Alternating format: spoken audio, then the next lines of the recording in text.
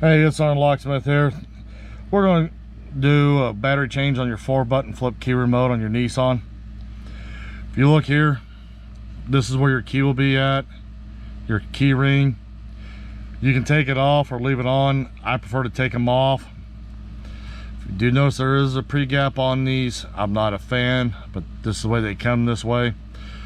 You're going to have to turn around and put your flat tip in the little indentation, and you're just going to twist it. And when you twist it, you'll see it, she's starting to come open.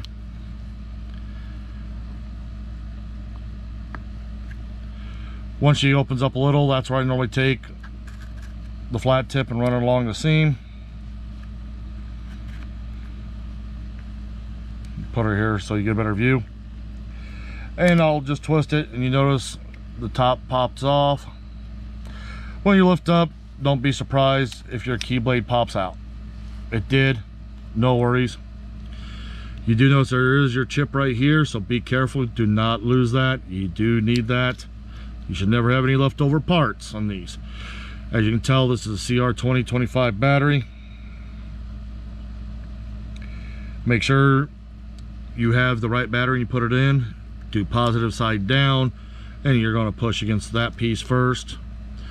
Then we're going to take the two halves and we're going to put them back together. When you do, you'll hear it pop. And I've always seen on these here, they don't want to seat properly. You might have to get a little bit of more force and she'll seat in. But that being said, we've just changed the battery on your remote.